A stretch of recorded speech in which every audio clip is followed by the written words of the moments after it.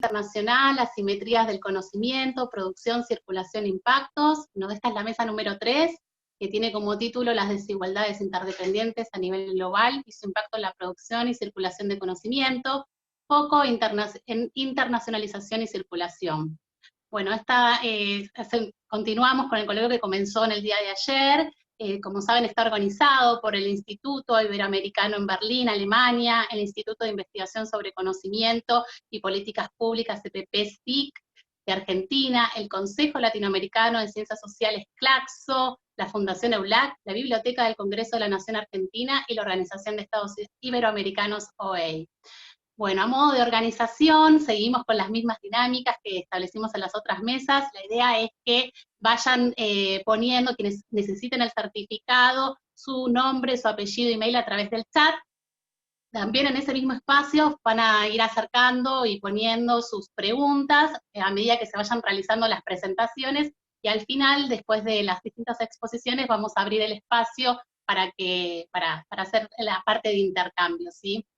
Ya está, bueno, tenemos 4 trabajos, ¿sí? La idea es que empezar con la primera exposición, vamos a tratar eso de sostener esto de los 15 minutos, y quizás algunos minutitos más, considerando que después no tenemos otra mesa que nos desaloje de la sala, pero siempre está bueno, me parece, como establecer este marco de exposición breve, y abrir y jugar más con el tiempo extra para los intercambios, si les parece bien, que se vienen dando, la verdad, muy interesantes en las distintas mesas, y seguro vamos a recoger muchas de las reflexiones.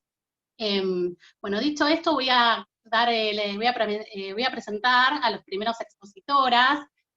Su trabajo se titula Dinámicas de producción de conocimiento en América Latina, tensionando el proceso de internacionalización hegemónicos desde el sur global. Bueno, las expositoras son María Soledad Orelloni, María Sol Durán, Laura Bondet, del Centro de Estudios Interdisciplinarios en Problemáticas Internacionales y Locales, SIC, de la Universidad Nacional del Centro. Bueno, Soledad, creo que sos vos la que compartís presentación, te doy la palabra, y bueno, acá estamos cualquier cosa que necesites. Bueno, voy a compartir pantalla.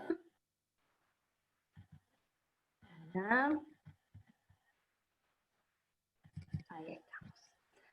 Bueno, en principio, buenos días a todos y a todas. La verdad es un gusto enorme estar en este espacio reflexionando sobre estas temáticas. El trabajo que vamos a presentar en coautoría con la licenciada María Sol Durán y con la magíster Laura Bondet, forma parte justamente de un proyecto más amplio que estamos desarrollando en el marco del CEIPIL de la Universidad Nacional del Centro de la Provincia de Buenos Aires, y justamente tiene como objetivo identificar dinámicas de producción de conocimiento que disputen y tensionen el proceso de internacionalización universitaria que se da a nivel hegemónico en el marco de la globalización neoliberal y neocolonial, que justamente se caracteriza por su carácter competitivo, la percepción mercantil del conocimiento, y justamente a partir de la promoción de agendas de investigación exógenas en el marco de redes asimétricas de producción de conocimiento. En este sentido, el objetivo que nos proponemos en este trabajo consiste en reflexionar sobre la necesidad de disputar el sentido con respecto al proceso de internacionalización hegemónico en base a dinámicas de producción de conocimiento de carácter dialógica, ¿sí?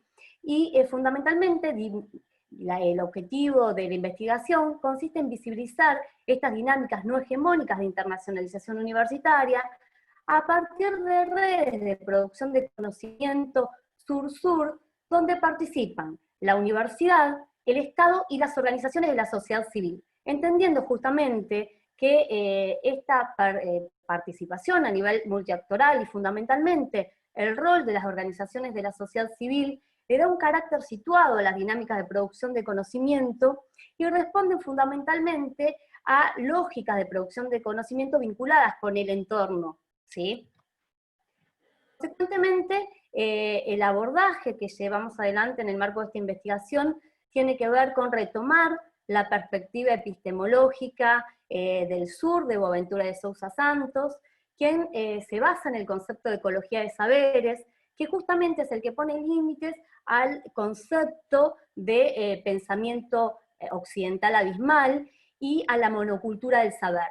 Entendiendo justamente que en el marco de la ecología de saberes interactúan los conocimientos científicos y humanísticos que se desarrollen en el marco de la universidad, pero que estén en diálogo justamente con el conocimiento que circula a nivel social. Esta es un poco la perspectiva de donde lo piensa Boaventura de Sousa Santos, y nosotros en este trabajo lo ponemos en relación con el concepto de feminismo decolonial, que justamente lo que busca es recuperar la voz de personas subalternas.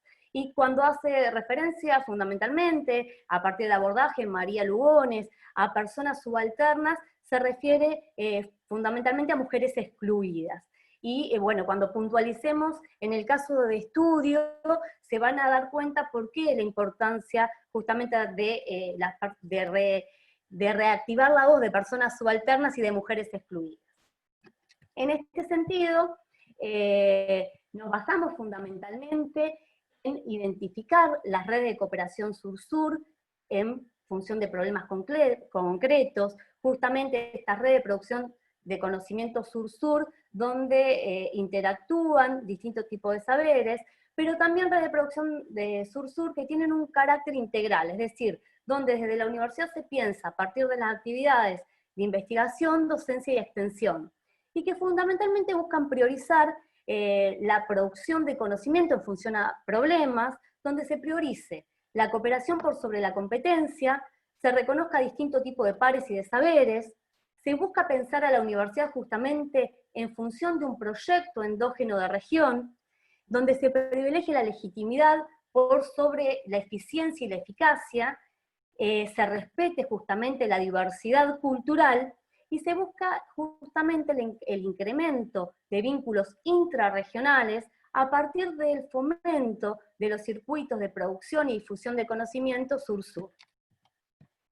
Bueno, como caso de estudio, para abordar esta temática, tomamos el caso de estudio de la producción de conocimiento en torno a cannabis medicinal. Fundamentalmente trabajamos a partir del relevamiento de información periodística, la realización de entrevistas a actores claves, y también lo triangulamos en función de la bibliografía especializada. En este sentido, justamente pensar dinámica de producción de conocimiento en función de cannabis medicinal nos permite situarnos justamente desde una perspectiva de producción de conocimiento subalterna, y justamente a continuación Sol Durán va a explicar justamente los antecedentes vinculados a la producción de conocimiento sobre cannabis en el marco de una geopolítica del conocimiento, y posteriormente Laura Bondet va a profundizar en el estudio de caso. Así que bueno, le dejo la palabra a ellos. Bueno, gracias Sole. ¿Qué tal a todos? Buenos días, ya casi buenas tardes a todas, a todos, a todes. Un gusto compartir este espacio con algunos conocidos también, alguna gente conocida con la que he tenido la posibilidad de encontrarme en otros espacios. Como dijo Soledad, yo les voy a explicar, voy a retomar un poquito esto de los antecedentes del uso y utilización del cannabis a la luz de la geopolítica del conocimiento. El cannabis es una planta milenaria cuya utilización pudo ubicarse a lo largo de la historia en diferentes civilizaciones. La sumeria, la egipcia, la china, la india han hecho uso de la planta y de los derivados del cannabis. También las culturas precolombinas, en la mayoría de ellas siendo generalmente utilizada con fines terapéuticos, medicinales, y también como parte de celebraciones y rituales. Ya durante la Edad Media también fue utilizada como insumo para la fabricación de papel y para otros productos. Sin embargo, es a partir del siglo XII, con la irrupción de la Sagrada Inquisición, que su utilización comienza a ser condenada, mal vista, dando lugar a una actitud prohibicionista que se extiende hasta hoy. Durante el siglo XX, a partir del siglo XX, en realidad se instala mucho más fuertemente la lógica prohibicionista, que va a incidir directamente en la legislación de todos los países latinoamericanos, y que se formaliza en el año 1961 con la Convención Única sobre Estupefacientes de Naciones Unidas, que incorpora el cannabis en una de sus listas como una sustancia particularmente nociva por sus propiedades activas y su escaso o nulo valor terapéutico. El hecho de que las políticas internacionales de control de drogas hayan prohibido el desarrollo y la utilización del cannabis y sus derivados a partir de determinados criterios económicos y culturales, a pesar de que históricamente había sido utilizada por culturas premodernas, da cuenta de la no neutralidad de conocimiento. Este carácter no neutral de la ciencia puede ser rastreado también en sus bases, en sus orígenes filosóficos. Maffia, en una de sus conferencias, comenta que desde la lógica aristotélica, el método de la ciencia era para él el basado en conocimiento racional teórico. De esta manera se deslegitiman otras formas de construir conocimiento, y por lo tanto también otro tipo de saberes. En esta misma línea también Aristóteles contribuye de alguna manera en la distinción de quiénes eran los sujetos susceptibles de crear conocimiento, ese conocimiento racional, teórico, a través de la figura del andros, ¿no? El hombre, ciudadano de la polis, poseedor de poder político y de poder económico. Y al hacer esta distinción de quiénes eran los sujetos creadores del conocimiento, también implícitamente se define quiénes no lo eran, quiénes ocupan el lugar de no saber, quiénes son sujetos pasivos, usuarios de conocimientos que no tienen autoridad epistémica y que tampoco tienen nada valioso para poder ofrecer. Por lo tanto, el análisis del desarrollo y uso del cannabis medicinal en Argentina debe estar necesariamente enmarcado en esta política geopolítica del conocimiento que ha relegado a la región latinoamericana en general y a la Argentina en particular de los beneficios medicinales de plantas ancestrales como el cannabis y de los saberes acumulados en torno a ella, otorgándole de esta manera un carácter subalterno a la planta y a los actores que alrededor de ella se ubican. Bueno, buenas tardes a todos, y retomando lo que vienen diciendo mis compañeras, y si bien es cierto que pese a la geopolítica del conocimiento hegemónica se mantuvo activo cierto reservorio de saberes, la lógica prohibicionista, por un lado, relegó a la región latinoamericana de los beneficios medicinales de las plantas ancestrales, por otro lado, invisibilizó unos saberes en pos de otros, y por otra parte, dio lugar a la emergencia de la ilegalidad. Fue recién en el año 2015 cuando el fenómeno del cannabis medicinal alcanzó amplia repercusión en nuestro país, momento en el cual los padres de una niña que padecía epilepsia lograron que la ANMAT les permitiera importar aceite de cannabis medicinal para su tratamiento. A partir de la difusión de este caso, comenzaron a visibilizarse dos agrupaciones en particular, dos agrupaciones de madres: Asociación Cannabis Medicinal Argentina, CAMEDA, y Mamá Cultiva. Ambas organizaciones de la sociedad civil, cuyo principal capital social son sus adherentes, madres, cannabicultores, profesionales de la salud y del derecho. Las organizaciones de este tipo, a partir de este caso en particular, comenzaron a multiplicarse a lo largo y a lo ancho del país, manifestando básicamente dos formas de acceder al cannabis medicinal. Por un lado, importando directamente el aceite, o por otra parte, obteniendo el mismo a través del propio cultivo. Con el paso del tiempo, muchas de las madres cultivadoras adquirieron experiencias y saberes. Por ejemplo, que no todas las cepas funcionaban para las mismas situaciones, o que alternando cepas se evitaba el acostumbramiento, o que la planta funcionaba mejor entera que fraccionando partes. Todas estas madres fueron logrando un cierto cúmulo de información, y a fin de lograr una mejor apropiación de estos saberes, y para poder responder de una manera más correcta a las patologías complejas a las que estaban haciendo frente, se empiezan a producir los primeros acercamientos a los laboratorios de universidades públicas.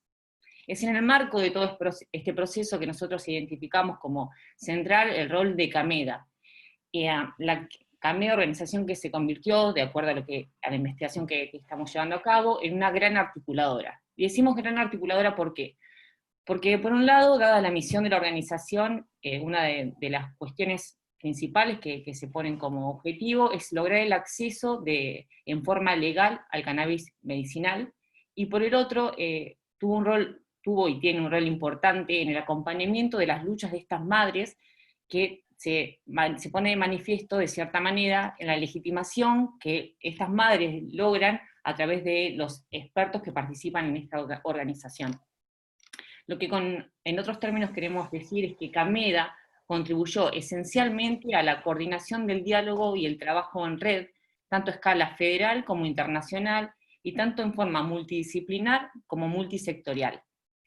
De este modo, y en base de nuevo al caso de estudio que estamos llevando a cabo, se pone en evidencia una de las cuestiones que para nosotras es bastante importante, es el hecho de que no es la universidad la institución que trata de llevar sus conocimientos a la sociedad, sino que es el pueblo que en tanto tal busca apoyo de experto en la universidad para legitimar conocimientos de carácter ancestral, conocimientos subalternizados desde la geopolítica del conocimiento basada en la monocultura del saber.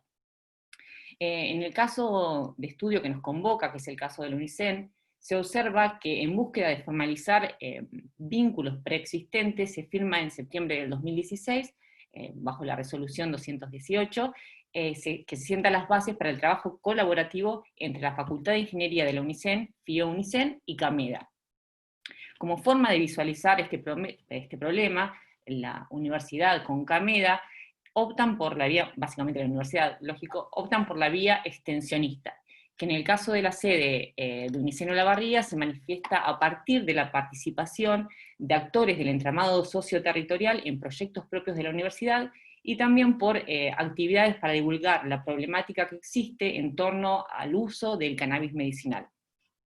Es decir, lo que se puede observar es que si bien estamos frente a una problemática, es decir, que estamos enfrente a una problemática que trasciende las fronteras, como es el desarrollo del uso medicinal del cannabis, adquiere características particulares desde una perspectiva situada.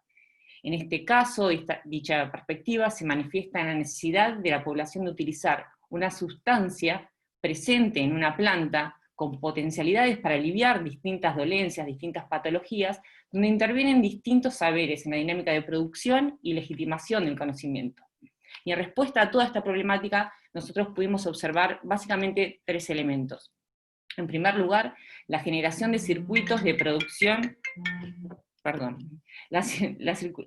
primer lugar, la generación de circuitos de producción y difusión de conocimientos entre distintos pares académicos y no académicos, donde se incluye el conocimiento experto como legitimador, pero en base a saberes milenarios preexistentes sobre una planta y los potenciales usos del cannabis para afrontar diferentes afecciones.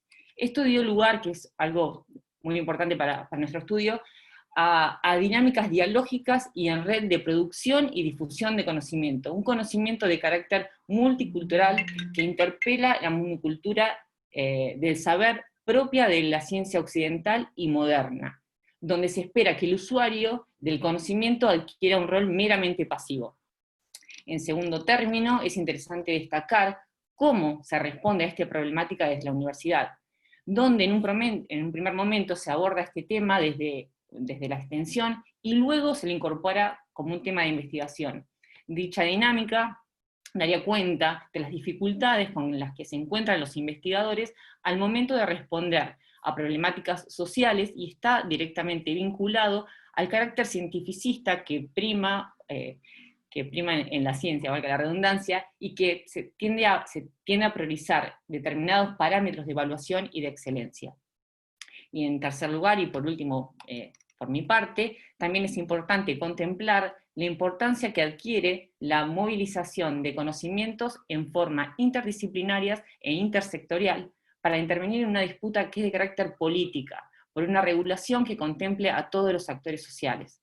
Y cuando decimos política, referimos a sus dos dimensiones: la política en tanto disputa de sentido y la política en tanto política pública.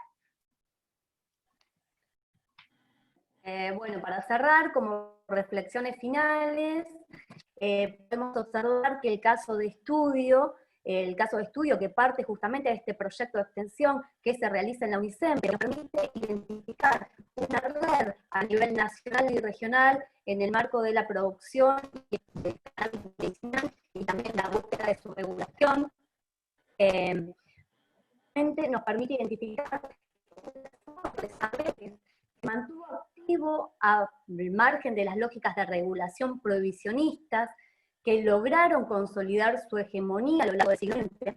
Asimismo, las redes que se identifican a partir de este caso de estudio recuperan dichos saberes y los ponen en diálogo con el conocimiento científico. Esto me parece importante porque no estamos hablando de priorizar un conocimiento sobre otro, sino poner en diálogo los saberes ancestrales, los saberes populares, con el conocimiento científico y el conocimiento que se genera en la universidad.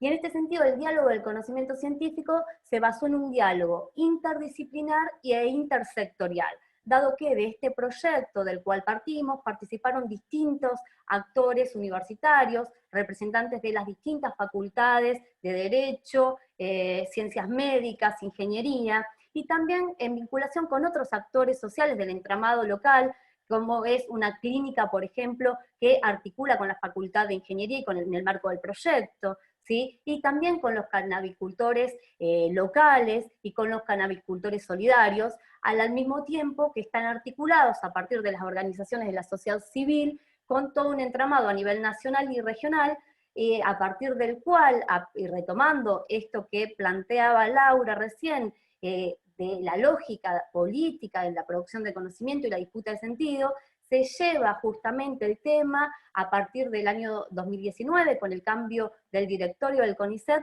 a debatir en el CONICET y se conforma una red CONICET para el análisis del cannabis medicinal. En este sentido, fundamentalmente se destaca el rol del científico politizado, en términos de Warshawski, que ahora podríamos decir científicos y científicas politizados, que justamente dejan de lado un poco esta mirada academicista basada en los parámetros de regulación que llevan a determinadas dinámicas de producción de conocimiento que generalmente se terminan desconectando con las problemáticas de su entorno, y se toma como referencia justamente generar conocimiento en función de problemáticas sociales. Y en este sentido claramente ponemos en cuestión el carácter neutral del conocimiento y la necesidad de disputar su sentido. Y fundamentalmente se destaca el rol de Mamá Cultiva y de Cameda como puentes de los circuitos de producción y difusión de conocimiento en torno a cannabis medicinal a partir de dinámicas no hegemónicas de internacionalización.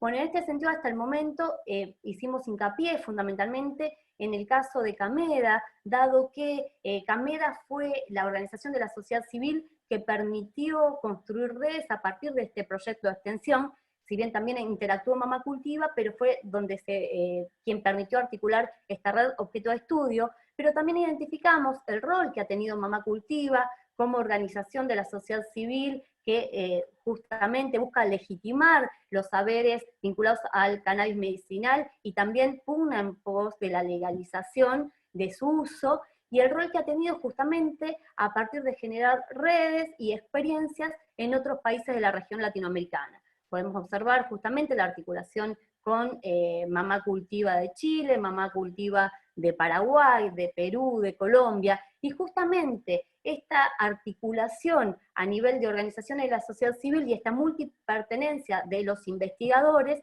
fue lo que permitió llevar a dinámicas de internacionalización orientadas hacia la región en producción de conocimiento a partir de vincular a la UNICEN con universidades de Chile, universidades de Perú y universidades de Colombia. Bueno, esto es todo y dejamos espacio para las preguntas. Muchas gracias. Bueno, muchísimas gracias a Soledad, a Sol y a Laura. Excelente presentación. Ahora vamos a dar la palabra a Mauro Alonso, de la Universidad de Buenos Aires, que va a presentar, en nombre también de Daniela Perrota, del CONICET, Facultad de Filosofía y Letras, Universidad de Buenos Aires, el trabajo que se titula Dinámicas de Colaboración Internacional en Relaciones Internacionales en el Mercosur, Agendas de Investigación y Estrategias de Movilización de Conocimiento. Mauro, te doy la palabra. Muchas gracias. Buenos días, ¿me escuchan bien? Estamos. A ver, voy a compartir. Eso. ¿Se ve bien? Perfecto, ahí perfecto. Sí. Perfecto, bueno, muchas gracias. Mi nombre es Mauro Alonso, yo soy sociólogo, magíster en Ciencia, Tecnología y Sociedad de la Universidad Nacional de Quilmes, becario CONICET, becario doctoral CONICET de la Facultad de Filosofía y Letras, y hoy voy a presentar este trabajo que estamos haciendo que estamos llevando adelante con Daniela Perrota, en el marco de un proyecto de investigación más grande que se propone analizar cuáles son las dinámicas, las prácticas, las estrategias de producción de conocimiento, los modos de producción de conocimiento de investigadores en ciencias sociales de la región, y en especial del campo de relaciones internacionales. Nos propusimos en este trabajo, en el cual presentamos algunas de los hallazgos que ya tenemos sistematizados y hemos publicado ya, un análisis respecto de las dinámicas de colaboración internacional entre investigadores, investigadoras de la región Mercosur con pares internacionales. ¿Cuáles son algunas de las preguntas que tratamos de atender, digamos, en el proyecto, en el trabajo que estamos llevando adelante? ¿Con quiénes colaboran los investigadores en relaciones internacionales del EBSU? ¿Quiénes son los otros pares, digamos? ¿Cuáles son los objetivos de esas asociaciones, digamos, de esas colaboraciones? ¿Hay alguna relación de imposición de agendas desde ese norte, digamos, global versus nuestro sur global? ¿Y cuáles son las principales motivaciones o intereses de los agentes, de los actores para llevar adelante estas prácticas de colaboración científica? El trabajo recupera, o tratamos de recuperar, algunas de las, o revisar algunas de las tantas tensiones teóricas que hay alrededor de los análisis de colaboración científica, colaboración internacional, modelos del orden del análisis centro-periferia, norte-sur, digamos, poniendo especial énfasis o tratando, digamos, de revisar y de poner el acento en que existen múltiples circuitos de comunicación científica, que tienen diferentes valoraciones, digamos, que los propios investigadores les asignan diferentes valoraciones, y que cuando por lo general se hacen sobre todo estudios bibliométricos, que es algo con lo que nosotros estamos cientométricos en rigor, por lo general, cuando se llevan adelante estudios cientométricos, hay un altísimo sesgo a las bases, o a las publicaciones en bases de datos indexadas, digamos, y me refiero específicamente a bases de Scopus, Clarivate, Web of Science, demás, que son las que hoy, digamos, con las que hoy se cuentan datos, o con las que hoy contamos con datos, para hacer análisis cientométrico. Y una cuestión especial, digamos, que es lo que nos atiende existen múltiples trabajos que analizan la relación de colaboración internacional de grupos de investigación locales o de la región, con investigadores del norte, de Europa, de Estados Unidos, demás, incluso con otros centros, digamos.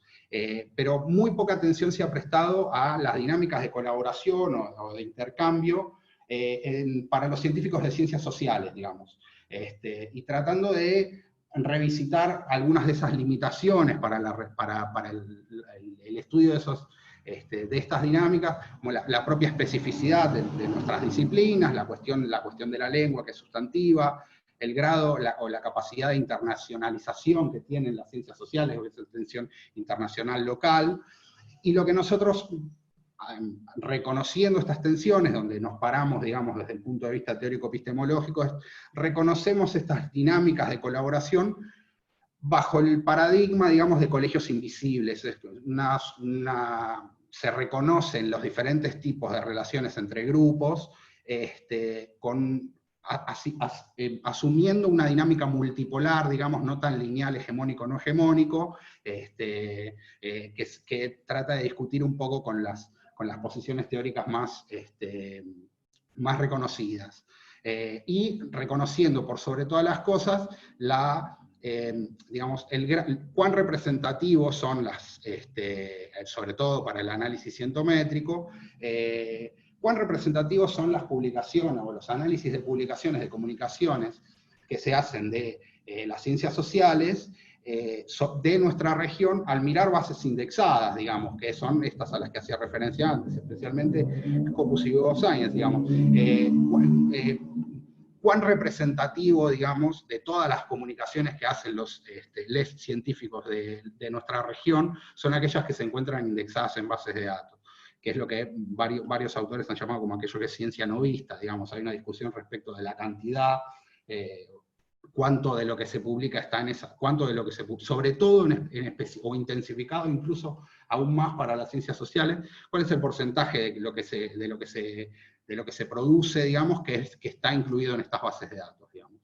Nosotros tenemos la hipótesis de que estos, digamos, los estudios, teníamos la hipótesis al iniciar, digamos, los estudios que analizan las dinámicas de colaboración internacional, prestan muy poca atención a las singularidades de las ciencias sociales, sobre todo de nuestra región, y producto de eso, digamos, los modelos centro-periferia, norte-sur, hegemónico, no hegemónico, con sus derivaciones teóricas, digamos, tienden a socavar de forma excesiva la mirada, el papel, la interpretación de los agentes en relación al tipo de intercambios que se dan con sus pares internacionales, digamos. Para esto diseñamos un estudio, que es la primera parte, digamos, lo que estamos presentando ahora, que se propuso hacer un primer nivel, digamos, de corte más bien cientométrico, que fue, bueno, durante un periodo, digamos, 1999 hasta el año 2019, extraer de ambas bases de datos, de Scopus y de Web of Science, todos los documentos del campo de relaciones internacionales, siendo nosotros tenemos publicado un trabajo en el que los detalles, digamos, de cómo se hizo la selección y la curaduría y la normalización de la base de datos está disponible, no me voy a detener en eso para no perder el tiempo, digamos, y no hablar demasiado. Elegimos todas las publicaciones del campo de relaciones internacionales de autores que tengan al menos un autor, digamos, de un país de Mercosur. El resultado final fueron 1967 documentos, y tratamos de ver, bueno, con quiénes colaboran, digamos, los autores del Mercosur, que publican en revistas indexadas en estas bases de datos, lo que se reconoce como mainstream, digamos, bueno, con quiénes colaboran, con quiénes trabajan en coautoría, digamos. Y trazamos una red de conexiones, digamos, utilizando paquete cientométrico de Python y el software de VosViewer, digamos, un software desarrollado por la Universidad de Leiden. ¿Quiénes son los principales colaboradores internacionales de los trabajos de los autores de la región, digamos? El mapa se vería algo así, paso al clúster y después en todo caso vuelvo, haciendo una tabla de clusterización en estos niveles, digamos. Un primer clúster, digamos, que es el más grande en intensidad, que es el que reconoce a Brasil. Un segundo clúster es en el que está Argentina y los otros países, viendo claramente que la mayor cantidad de colaboraciones de los investigadores de la región está para las publicaciones que están presentes en esta base que nosotros recortamos, de publicaciones mainstream, digamos, indexadas, están mayormente mediadas por investigadores del norte, digamos. Para el caso del clúster argentino, la presencia o la orientación es más hacia autores norteamericanos, y para el caso de Brasil, digamos, más bien autores europeos, y que está visualizado en esta red de conexiones. Entonces, esto pareciera, digamos, reforzar esta cuestión de que, bueno, existe más bien una idea de norte, digamos, y que la inclusión de los autores del sur en las publicaciones indexadas, digamos, tiende a reconocer ciertos como gatekeepers, digamos, o socios inevitables del norte para poder estar presentes, digamos. Bueno, entonces, complejicemos esto a un nivel más, digamos. Si bien digamos, esto que presentamos, este resultado, digamos, que era el esperable, que es del que nosotros partíamos, y bueno, vayamos a preguntar, tratemos de hacer énfasis en la mirada de la gente, digamos, ellos cómo interpretan estas dinámicas de colaboración y qué valor simbólico le asignan a esa colaboración, para tratar de desarmar esta cuestión de subordinación, de posición, digamos, ¿cuál es esa relación con ese centro hegemónico, digamos, si existiese tal? Entonces, de los autores que estaban presentes en la base de documentos, conversando con varios informantes claves propios del campo de relaciones internacionales, designamos una base de 6 grupos de investigación de la región, tratando de seleccionar no solo aquellos autores que aparecían, digamos, o que estaban muy presentes en la base de documentos, sino que tuvieran una trayectoria, larga, extensa, con un periodo largo, digamos, que por supuesto incluya el periodo en el que nosotros hicimos el recorte de la base, pero tratando, digamos, de hacer, reduciéndolo, digamos, bueno, esta élite, la élite de nuestra región, digamos, cuáles son los grupos élite de nuestra región y cómo ellos interpretan estas dinámicas de colaboración. Y para el análisis, digamos, de esas dinámicas de colaboración, analizamos varios, digamos, o trazamos varios subejes, o sea, varias dimensiones analíticas para tratar de desarmar esta cuestión de las motivaciones, de los intereses, de las estrategias, en sus propios modos de producción y circulación de conocimiento. Me ajusto a una cuestión de tiempo y recorto, digamos, en la presentación 2 cuestiones específicas. En primer lugar, en el nivel de las agendas de investigación, bueno, colaborar con socios internacionales, con las particularidades que ya fueron mostradas a través de la cuestión de las publicaciones que hemos visto.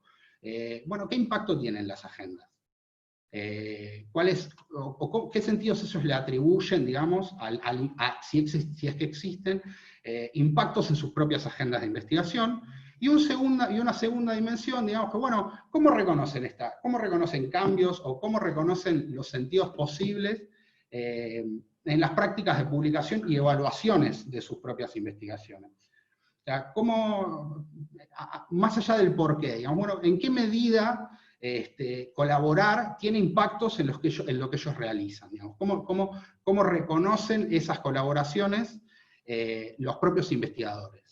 Entonces, en un primer nivel está lo que está bueno, se ve horrible, pero lo que está en cursiva, digamos, son verbatims de entrevistas que hicimos a investigadores del campo de relaciones internacionales, que es el estudio es un poco más extenso, hicimos varias entrevistas, y además hicimos un cuestionario online autoadministrado que enviamos a cerca de 100 personas, y obtuvimos cerca de 60 respuestas en un periodo de 4 meses, a mediados fines del año pasado. Entonces, a nivel agendas, digamos, no pareciera existir, o no pareciera estar presente, digamos, esta cuestión de subordinación o dependencia tan clara, que aparece en otra literatura, cuando por lo general se analizan otras disciplinas, incluso, u otros campos de conocimiento. No pareciera estar tan clara esta cuestión de dependencia, sino que pareciera más bien haber, sobre todo para la cuestión de las agendas, una racionalidad, digamos, en el que la vinculación, digamos, pareciera tener algún tipo de racionalidad instrumental, en el que los investigadores le atribuyen un valor simbólico o a complejizar sus propias agendas, o a buscar la búsqueda de socios, digamos, de colaboradores, investigadores del norte, internacionales, digamos, no se da a través, digamos, no es unilineal, digamos, de ellos, ni de ellos a nuestros pares de acá, de la región, ni viceversa, sino pareciera ser una cuestión más dialógica, en la que la cuestión de poder pareciera desarmarse un poco, digamos. Esto desde la propia mirada de ellos, digamos, haciendo la salvedad, que es importante, o el matiz, que es el más sustantivo, que las respuestas, digamos, que nosotros nos encontramos, o que fuimos a buscar en la base empírica que delimitamos, se corresponde con aquellos investigadores que podrían reconocerse o nombrarse como la élite de la región para el campo ese específico de conocimiento, digamos. estaríamos hablando de la élite de la región, si se quiere. Bueno, para esta élite no pareciera existir una subordinación a agendas, ni que se impongan agendas, y las dinámicas de colaboración son de dos vías. Ellos a veces van y buscan gente, y viceversa, digamos, a veces son también convocados, digamos, por las particularidades de sus propias agendas, perdón. Y en un segundo nivel, que es el más interesante, digamos, que es la cuestión de las prácticas y de los circuitos de publicación y de la evaluación, digamos. Hay una presión, digamos, desde las propias agencias de evaluación de los países o de los complejos científicos tecnológicos de la región, a publicar en ciertas revistas, digamos, con cierta indexación, lo que todos conocemos, digamos. Bueno, esa presión, digamos, está presente, se intensifica si uno hace un recorte longitudinal desde el punto de vista de la trayectoria. Para los investigadores más seniors eso pareciera empezar a desdibujarse, digamos. Para los investigadores jóvenes sí aparece más intensamente, como algo que deben hacer si quieren ser evaluados favorablemente y progresar en sus propias trayectorias. Pero ellos en sus propios discursos, digamos, cuando nosotros conversábamos con ellos, resaltaban muchísimo el valor de los circuitos regionales, digamos, que están más bien invisibilizados cuando se hacen este tipo de análisis.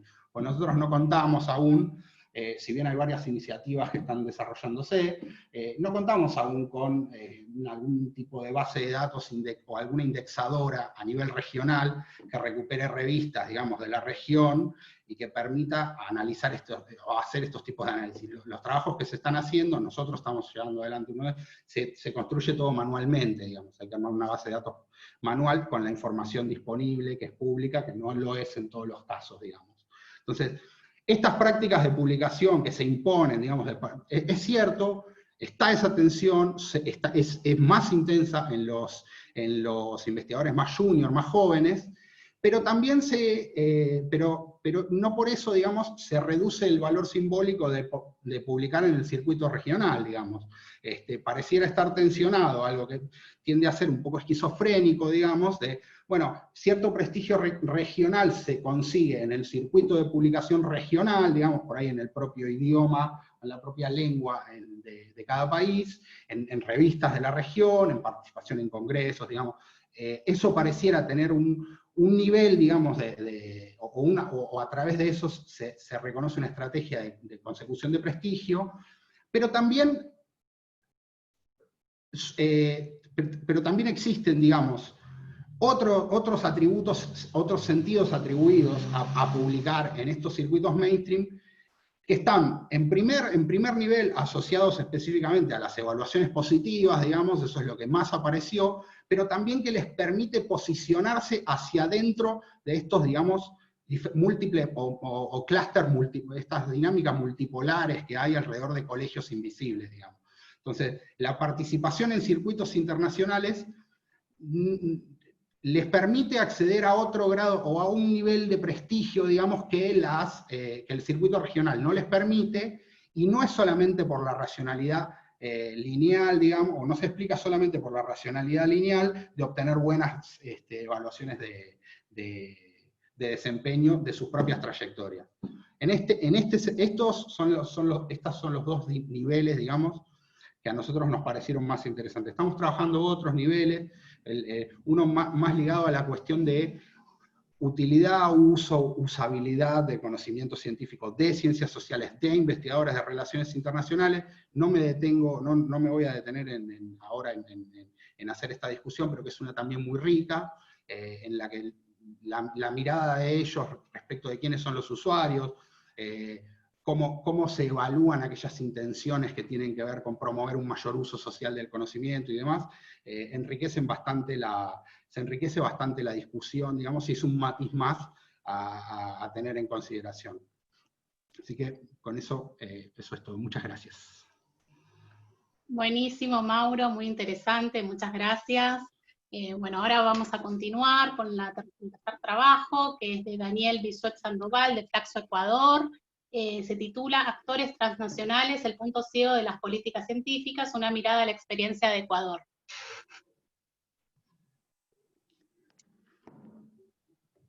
Daniel, creo que tenés el micrófono silenciado.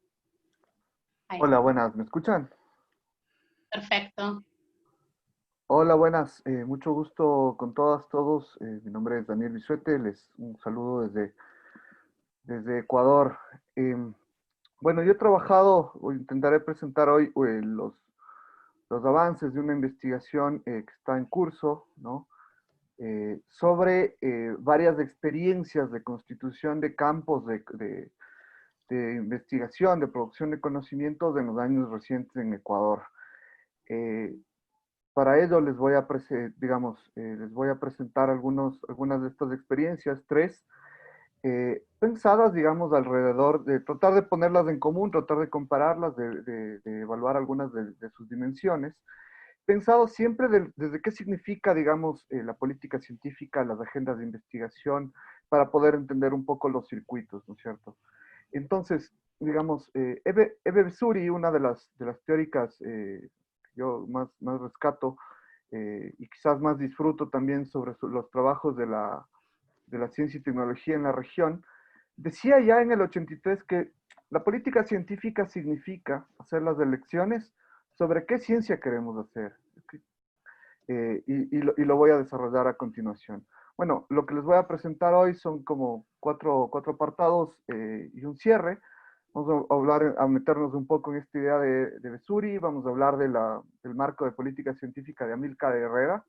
Vamos a presentar un poco unos escenarios que yo creo que se pueden vislumbrar a partir de poner en diálogo estos marcos y hablarles un poco de estas experiencias recientes para intentar hacer unas conclusiones.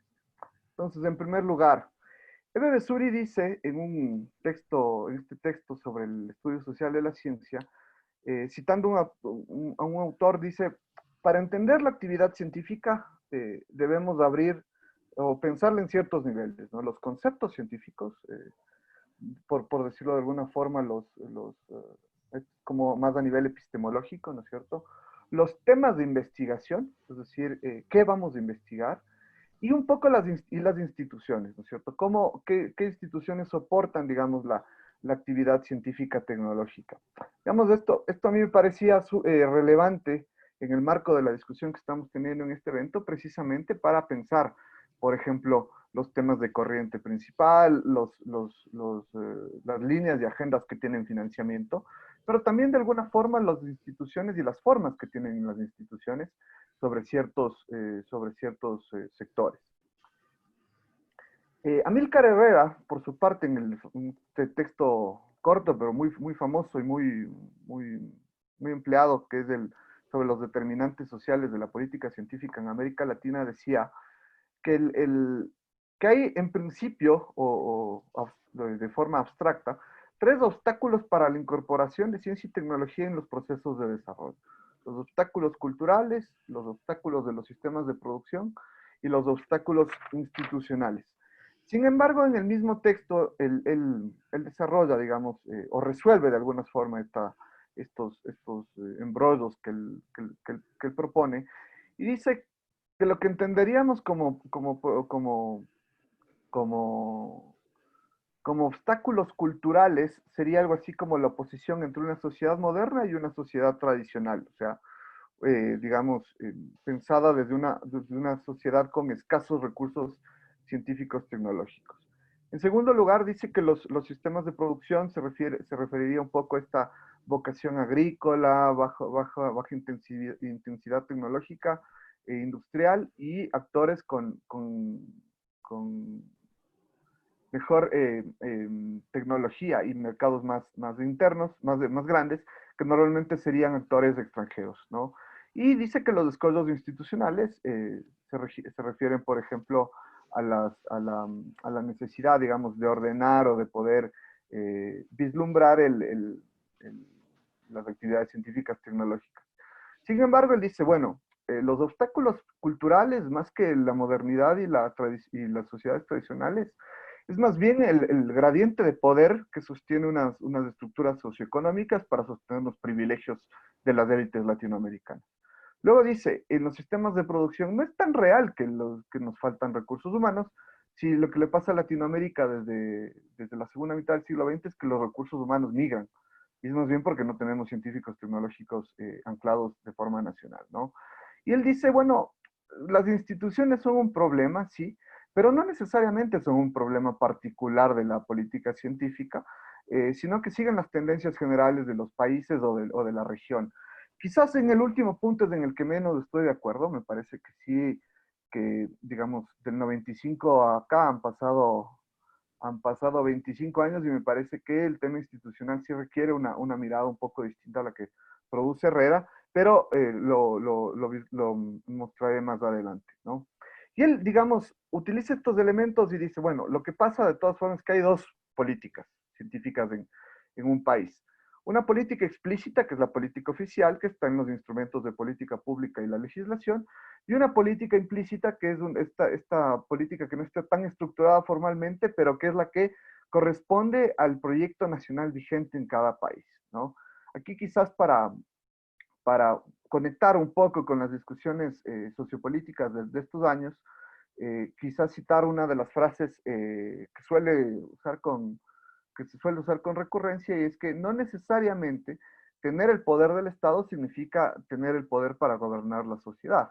Me parece que ahí hay un diálogo que desde la política científica puede alumbrar, digamos, y conectarse con discusiones sociopolíticas más grandes en la región, ¿no? Entonces, cuando hablamos de proyecto nacional, ¿a qué nos referimos? Aquí, digamos, poniendo en diálogo también a Brzezinski, al pensamiento estructuralista y de la dependencia, uno puede decir, bueno, el proyecto nacional se ven las prioridades, ¿no? Entonces uno dice, bueno, y si queremos un proyecto científico-tecnológico, tenemos que cambiar estas prioridades, y aquí hay dos elementos en la obra de Herrera, que es, en principio tenemos una resistencia pasiva, porque nuestras élites, como no están adeptas al conocimiento, son indiferentes, pero luego entramos en una paradoja, y con esto paso a los casos.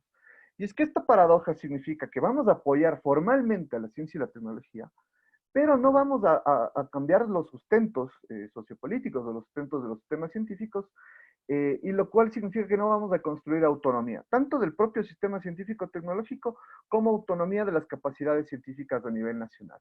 Entonces, a mí me lleva a pensar que esto nos genera tres posibles escenarios, quizás algunos más que funcionarían como tipos ideales, pero no estables, sino como metaestables, digamos, como puntos de partida. Primero, agendas de investigación que son propuestas por el Estado, pero que o no están apropiadas o más propiamente dicho, están en apropiación de los actores, ¿cierto? Según segundo escenario, que hay procesos de producción de conocimiento vinculadas a agendas específicas realmente existentes, por así decir, pero que no constan en los instrumentos de política explícita, ¿no? Y agendas de investigación que no se ejecutan a través de procesos y canales institucionales locales, sino que no constan en la política científica. Lo que quiero decir es, hay un tercer escenario donde ni siquiera los actores locales y las instituciones locales ejecutan procesos de investigación y de producción de conocimiento, ¿no? Uno dice, ¿es posible que en el siglo XXI todavía pase algo en un territorio nacional sin que los actores locales, no digamos del Estado, los actores locales, tengan conocimiento de ello? Yo creo que sí, les voy a mostrar un ejemplo. Entonces, para mí el escenario 1 en el Ecuador, una agenda de investigación con instrumentos que están en proceso de apropiación, es la biodiversidad, ¿no? El Ecuador tuvo una reforma universitaria muy fuerte en la década anterior, hubo también una reforma en parte del complejo científico-tecnológico, y esto implicó, digamos, yo diría que 4 elementos. Primero, uno de los programas de becas en el extranjero más resonados de la región, más de 15,000 becarios, sobre todo en posgrado en diferentes campos de conocimiento, pero también el desarrollo específico de una de las prioridades del plan de desarrollo de la agenda científico-tecnológica de esos años, que era la biodiversidad, ¿no? Se creó una institución específica para el estudio de la diversidad, lo que en Ecuador llamamos un instituto público de investigación. Esto se creó en el 2016. Nuestra ley de conocimiento, por así decir, es un poco sui generis porque tiene, digamos, una parte de incentivos y normas del sistema científico-tecnológico, pero también tiene una parte fuerte sobre la propiedad intelectual. Entonces, este es el Código Ingenios. En el Código Ingenios se desarrolla un acápite específico para entender la biodiversidad como una forma de propiedad específica, digamos, como la biodiversidad como portadora, como un objeto que es portador de conocimiento científico, de conocimientos tradicionales, como portadora de, además de una lógica de soberanía nacional y no solo estatal, digamos, hay todo un desarrollo en términos jurídicos en este código. Y en 2018 se expidió, digamos, la Agenda Nacional de Investigación en Biodiversidad. Es decir, las prioridades a nivel de temas y conceptos que se va a dar el estudio de la biodiversidad en Ecuador. Entonces, para mí esto supone, digamos, algo así como el tipo ideal de política explícita realmente existente en el Ecuador, como creación de institucionalidad, regulación y normativa, agenda y prioridades de investigación. Temas y conceptos, digamos, de investigación. Un segundo escenario serían los procesos de producción de conocimiento que están ligados a agendas específicas que no constan, digamos, en el nivel de las agendas, pero que son ejecutados por actores locales. Para mí, este es el desarrollo urbano sostenible, ¿no? Esta categoría que hoy suena, digamos, con intensidad y que a veces tiene otros nombres, como los del tema urbano, las ciudades, los territorios, etcétera, etcétera. Digamos, no voy a entrar al detalle de a qué me refiero, porque otra vez este es la expresión real o material del Ecuador, y acá se denomina desarrollo urbano sostenible, ¿no? ¿Qué es esto el desarrollo urbano sostenible? Y aquí, digamos, aparecen con fuerza los actores transnacionales, que es el punto de este trabajo. En Ecuador se celebró la conferencia Hábitat 3 en 2016. Es el evento que cada 20 años, 20 o 10 años, no recuerdo, realiza Naciones Unidas para discutir los asentamientos humanos, ¿cierto? Y este fue especialmente importante porque aquí se pensó, digamos, desde la urbanización, desde las ciudades, cómo el espacio intervenir para tener un desarrollo inclusivo y un desarrollo más amigable, ¿no es cierto? Por supuesto, no estamos hablando de anticapitalismo, sino de otra forma de desarrollo en el sistema vigente.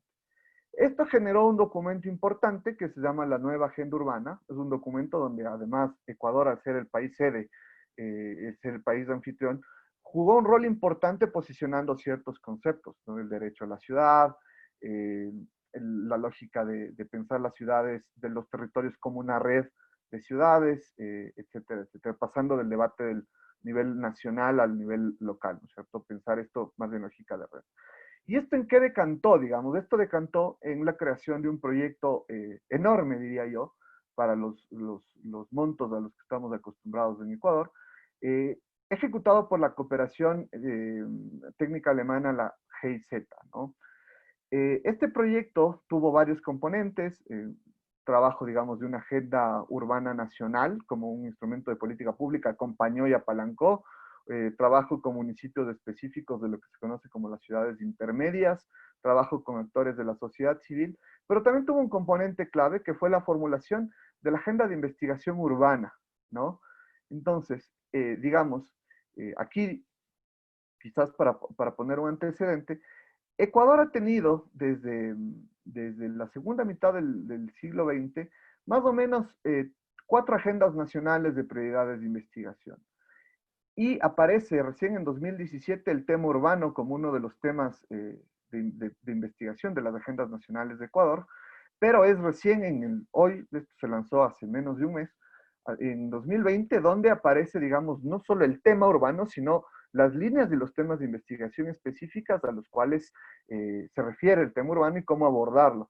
Por supuesto, esto se construyó con una comunidad epistémica, con unas instituciones acá, pero otra vez no nace de la lógica de una política explícita top-down, sino más bien bottom-up. Entonces uno puede decir aquí, que es una de mis hipótesis, las políticas implícitas pueden llegar a tener hacerse explícitas o ser incorporadas por el lenguaje estatal. Y un tercer escenario, que son agendas de investigación que se ejecutan a través de procesos y canales que no constan en la política explícita. Y cuando digo que no constan en la política explícita me refiero a que no constan a nivel de agenda, pero que tampoco necesariamente son ejecutados por actores locales, ¿no? Entonces, esto para mí es el patrimonio arqueológico. El patrimonio arqueológico en el Ecuador está a cargo del Instituto Nacional de Patrimonio Cultural. Otro instituto público de investigación, paralelo, parecido, la misma forma institucional que el INAVIO, Pero por supuesto, pero más bien hay una diferencia. El INAVIO es una institución creada en el 2014, 2016. El INPC existe desde el 79. ¿Esto qué significa? Que tiene otra trayectoria institucional y que por supuesto tiene otras redes de asuntos alrededor de esta forma institucional, ¿no? ¿Cuál es el rol ahí, digamos? El INPC es una institución con bastantes menos capacidades, bastante menos personal, digamos, los instrumentos de políticas del ciclo anterior no apuntalaron, digamos, el patrimonio material, ¿no es cierto?, en los becarios, en los fondos de investigación, sino que más bien se dejó un poco, porque tiene algunos embrodos, digamos, en la gestión arqueológica, particularmente la gestión del suelo, donde entran, digamos, en tensión los gobiernos locales, el gobierno nacional, los investigadores, los habitantes locales, etcétera, etcétera. Ha sido como un espacio del cual el Estado no se ha metido mucho a ordenar esta cuestión.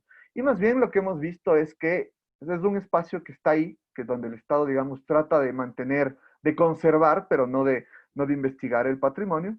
Y hay varios complejos arqueológicos de relevancia internacional, como son Cochasquí y Cerro de Hojas. ¿Qué pasa en Cochasquí y Cerro de Hojas, Jaboncillo?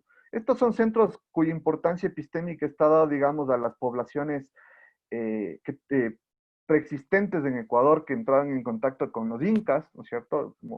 Y habla de, digamos, se piensa que aquí se encuentran las claves de un poco reformular cuál es la historia de los países andinos, del Ecuador, cómo fue la invasión incaica, y luego el tema con la colonización española, ¿no? Pero lo que ocurre es que finalmente el Estado lo que se encarga es de salvaguardar un cierto perímetro, pero no de investigar el patrimonio. ¿Quién investiga ese patrimonio? Y el caso particular, el observable clave, son las sillas rituales de la cultura manteña del Cerro de Hojas, Jaboncillo. Esto se investiga básicamente en Estados Unidos, ¿no? ¿Por qué? ¿Dónde está la tragedia de esto? Digamos, bueno, Estados Unidos investiga todo. La tragedia está en que estas sillas que ustedes ven acá son réplicas, o son las pocas que quedan en el país, mientras el grueso de como 250 sillas identificadas no están en Ecuador, y están en museos de Europa, Estados Unidos y de otros países, ¿no? Esto es una tragedia si uno piensa que el conocimiento científico no solo en su dimensión instrumental, como uno podría pensar con la biodiversidad, de una forma de entender la biodiversidad, por ejemplo, sino también del conocimiento como una producción situada y como una producción que está en interrelación con los vectores locales. Entonces, ¿qué es lo que vimos y por qué, digamos, presenté estos escenarios así y cuáles son las dimensiones que los configuran así? Bueno, vimos las dimensiones de financiamiento, ¿no es cierto?, de quién financia, la legislación, los circuitos de producción de conocimiento, las redes de investigación y las instituciones involucradas en estos procesos. Entonces, en la biodiversidad, ¿no es cierto?, el tipo ideal realmente existente, por así decir, es predominante, su financiamiento es predominantemente público. La legislación, existe una legislación clara, o algunos dirían excesivamente regulatoria, pero existe. La producción de conocimiento es local y global por la propia naturaleza del área de conocimiento, es decir, cuando uno descubre una nueva especie, eso es de relevancia internacional. Tenemos también redes de investigación locales, ¿no es cierto?, bien ampliadas en las universidades y en este instituto, pero también con conexión global, digamos, unas redes que uno debería entrar a ver específicamente si son simétricas o son extractivas, por decirlo de alguna forma, pero digamos, hay al menos, se vislumbran con claridad los dos niveles. Y las instituciones, por supuesto, también son locales y globales, ¿no? Bien claro en las universidades y en este instituto, colaboraciones con países de la región, colaboraciones con países del norte, ¿no? No estoy hablando de simetría, lo único que estoy diciendo es que se notan con claridad estos dos niveles. Luego tenemos el DUS, el desarrollo urbano. El financiamiento es público, pero también hay mucho financiamiento de la cooperación internacional. ¿Eso es necesariamente bueno o malo? Me parece que no lo explica en sí mismo. Otra de las novedades es que hay regulación y hay legislación, y además hay, digamos, cuerpos en desarrollo. La producción del conocimiento es local, esto quizás es más interesante, porque las ciudades son irrepetibles en sí mismo, ¿no es cierto? Esto es más un contenido epistemológico de la agenda de investigación. Entonces el conocimiento de alguna forma tiende a ser situado, ¿no? al menos en la forma en la que se ha dado acá. Las redes de investigación son locales, de hecho, esta experiencia logró constituir, por ejemplo, redes de producción del conocimiento que incluyen no solo expertos, no solo investigadores acreditados, sino también a otros actores con otros saberes, con otros conocimientos, articulados alrededor de pensar los territorios. Y las instituciones son locales, digamos, ¿no? Y la política implícita, digamos, del patrimonio arqueológico es un modelo, sería como algo así como un modelo de política implícita, donde los del financiamiento es financiado por actores privados del norte global, y esto se financia a través de lo que se llama las escuelas de verano, ¿no? Básicamente es pedir permiso para estar en el perímetro del patrimonio durante N cantidad de tiempo, excavar, indicar lo que se excavó y ya, mientras que, por ejemplo, todo el tema del patrimonio arqueológico se publica por fuera de las revistas nacionales e incluso de las revistas regionales del patrimonio, del patrimonio, es decir, los papers, por decirlo rápido, se publican en revistas estadounidenses sobre todo. No hay una legislación y regulación clara, ¿no es cierto? Las redes de investigación son extranjeras, vienen estudiantes de doctorado, vienen profesionales y, digamos, hay poca incorporación del talento humano nacional. Y para cerrar, digamos, ¿qué me parece que es importante relevar de esto? Primero, que cuando hablamos de ciencia y tecnología en el plan de desarrollo, normalmente hablamos como que si todos los campos de conocimiento fueran homogéneos. Y me parece que habría que romper o al menos desacralizar, poner en cuestión esta premisa, ¿no es cierto? Ningún campo de conocimiento se funciona igual, no solo por su contenido epistémico, sino por las redes de los actores que están involucrados. Un segundo momento me parece que es clave pensar, sobre todo por la centralidad de los actores públicos en los sistemas científico-tecnológicos de América Latina, en la articulación intersectorial, ¿no? ¿A qué me refiero, digamos? Por ejemplo, el caso del desarrollo urbano. Si no hubiera una adecuada articulación intersectorial entre las políticas públicas de vivienda y hábitat y las de ciencia y tecnología, no necesariamente se pudieron haber tenido lugar las redes de conocimiento locales, sino pudo haber pasado, digamos, un procedimiento, unas prácticas, se pudieron haber institucionalizado prácticas donde el Estado y los actores públicos y los actores locales no estaban involucrados en pensar el desarrollo urbano, sino que pasaba por otros circuitos, ¿no es cierto? Entonces, me parece que es importante aquí, me parece que es importante esto, por ejemplo, conectar también con los debates que se dan, sobre todo, que se están dando con intensidad, sobre todo en Europa, a partir de pensar qué es la diplomacia científica, cómo ¿cómo se llama esto? La política exterior entra en diálogo con las políticas científicas, ¿no es cierto? Y no se trata, digamos, solo de grants o de acuerdos de cooperación, sino, por supuesto, ¿qué implica pensar los sectores de política pública? ¿Cómo pensar también, por ejemplo, lo que ocurre de forma menos virtuosa entre las políticas públicas de cultura y patrimonio y las políticas públicas científicas y de conocimiento, digamos, que crean estos espacios grises, estos puntos ciegos? Estos, como les dije, son tipos ideales. Lo que pretendemos hacer en este trabajo es como partir de esta fotografía y ver, digamos, un poco la evolución en unos meses, en unos años, seguir rastreando unos hitos, pero este es como un primer pantallazo de lo que hemos visto. Un poco, digamos, no un poco, esto está dado por las trayectorias de investigación en las que he participado. He podido participar en los tres espacios de forma distinta, a veces como actor público, a veces como investigador. Por eso un poco la información de primera mano, y claro, entender que esto además se ha dado como en ciclos temporales diferentes, como la biodiversidad corresponde a un momento gubernativo donde había una política científica y una vocación de desarrollo nacional versus un momento de austeridad estatal y desmontaje de las capacidades públicas, ¿no es cierto? Entonces, este momento de austeridad, digamos, además que parecería no un hallazgo, sino más bien un corolario o una comprobación de una hipótesis largamente pensada, trabajada en el pensamiento latinoamericano en ciencia y tecnología, que es que en estados débiles la investigación es una de las principales perjudicadas. Me parece que es importante también seguir rastreando el tema de las capacidades, pero cuando hablamos de capacidades habría que hablar de las capacidades instaladas, pero también del uso que se da a estas capacidades, ¿no? Porque en principio en los tres sectores hay capacidades instaladas, pero la pregunta es, ¿quién está utilizando esas capacidades, ¿no? En el tema de la biodiversidad son actores locales y globales que habría que entrar a ver, digamos, qué tan simétricas son esas relaciones, pero sabemos que hay actores locales. En el tema urbano sabemos que hay actores locales, pero en el tema del patrimonio no necesariamente identificamos a los actores locales, no significa que no haya, pero aquí me parece que el uso de estas capacidades puede conectarse con esta idea que utiliza Pablo Kramer para hablar de la integración subordinada, ¿no es cierto?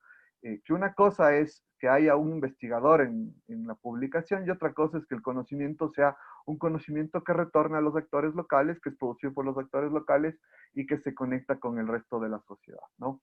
Otro de las dimensiones que son claves es ver, que estamos rastreando, tenemos levantado pero no lo presenté, cómo funcionan los sistemas de información de estos sectores, ¿no es cierto? El tema de biodiversidad es más, y patrimonio ecológico es como más claro el tema de la información, a diferencia del desarrollo urbano, pero por el contrario, vemos en biodiversidad y en desarrollo urbano como recursos humanos formados, programas de pregrado, programas de posgrado, programas de investigación activos en el país, ¿no?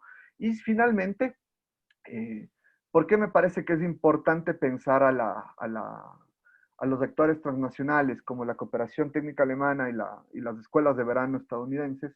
Porque los puntos ciegos lo que hacen es restar autonomía, digamos, a los sistemas científico-tecnológicos, pero también autonomía global al país, ¿no? Respecto a cómo se inserten los modos de producción global, que otra vez están atravesados por estas particularidades y diferencias de cada uno de los sectores. Creo que me extendí un poco, yo me quedo ahí, les agradezco mucho su tiempo y nos conversamos luego. Bueno, muchísimas gracias, Daniel. Damos paso entonces a la última presentación, que es de Víctor Montoya, de la Universidad Torcuato Di Tella, de la Universidad de la Sorbonne de París 3. El título de su trabajo es Argentina en el espacio latinoamericano de la movilidad estudiantil universitaria internacional.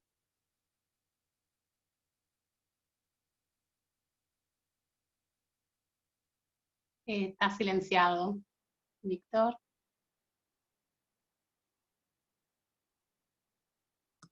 Ahí va. Ahí está. ¿No? Sí, perfecto.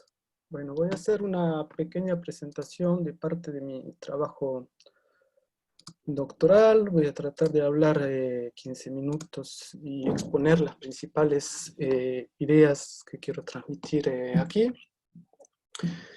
Yo estoy haciendo una investigación doctoral sobre la cooperación universitaria francesa. Estoy estudiando específicamente dos programas de cooperación en ingeniería, un programa argentino que se llama Arfitec y un programa brasilero que se hace con Francia, también de formación de ingeniería. En ese trabajo doctoral me apoyo sobre todo sobre la sociología de Pierre Bourdieu. Es un trabajo de sociología política internacional, donde trato de analizar la cooperación universitaria como una política exterior, bilateral entre estados. Entonces defino el campo transnacional de la educación superior que tengo todavía que construir como parte de este trabajo, y dentro de este campo transnacional de la educación superior me interesé particularmente en la movilidad estudiantil internacional, ¿no? Cómo están estructurados los flujos internacionales de estudiantes dentro de ese campo, ¿no? O sea, poder analizar a través de esos flujos los mecanismos de importación, exportación, de capital universitario internacional y de construir las relaciones entre los campos. Entonces analizo a partir de ahí la cooperación universitaria como un entrelazamiento entre los campos dentro de ese campo internacional.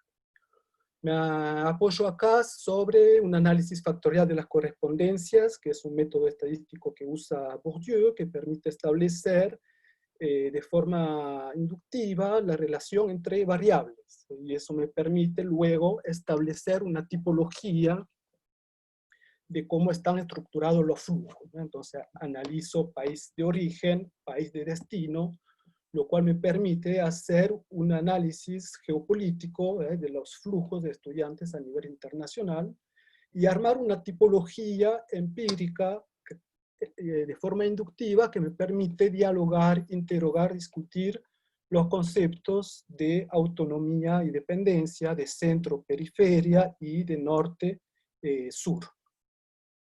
Entonces, vamos a hacer este análisis en 3 etapas. Primero vamos a ver cómo están estructurados los flujos a nivel mundial, después más específicamente América Latina, y después más específicamente Argentina, ¿no? O sea, primero reconstruir la estructura de relaciones para poder situar dentro de esa estructura de relaciones el caso que nos interesa acá, que es Argentina, ¿no? Y así poder describir esa posición.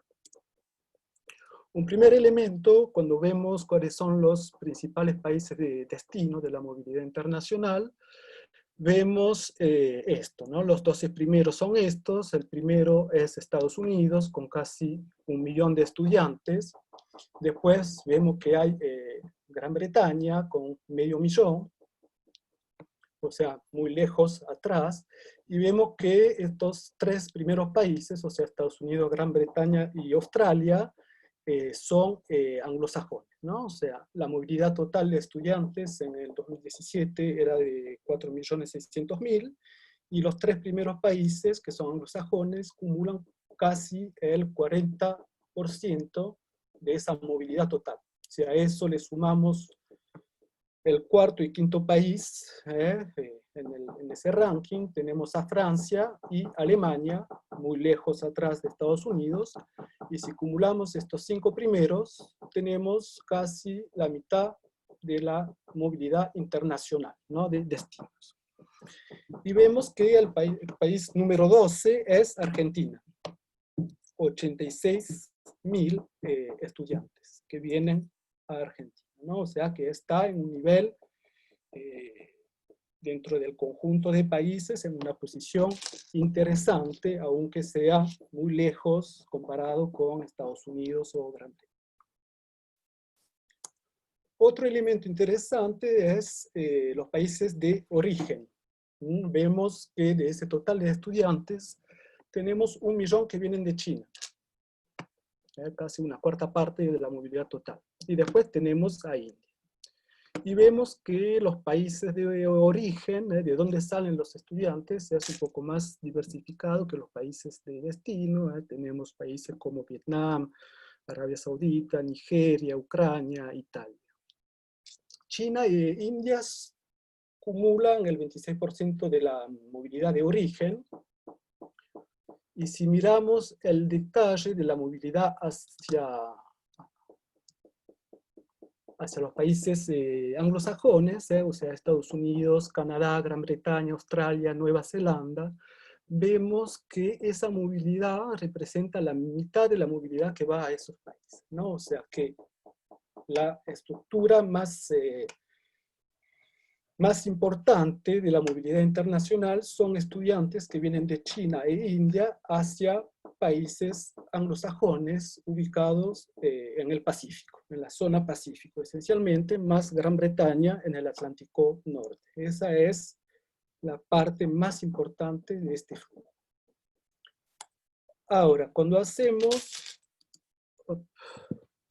el plan factorial, el análisis factorial de la movilidad, vemos que en realidad tenemos distintas regiones. Y lo que vemos es que tenemos una oposición fundamental, la estructura de relación entre los datos, entre los países relacionados con América del Norte, Australia, Nueva Zelanda y Pacífico, o sea, todos los países más bien anglosajones, ubicados en el Pacífico, relacionados con China, India, o sea, un polo pacífico, anglófono y privado de la movilidad internacional que se opone muy claramente al polo ruso, al polo de la ex Unión Soviética, ¿no? Vemos, por ejemplo, que los que van a Rusia son sobre todo Kazajstán, Tayikistán, Uzbekistán, y que este polo está también relacionado con la ex Unión Soviética. O sea, esta oposición es la oposición más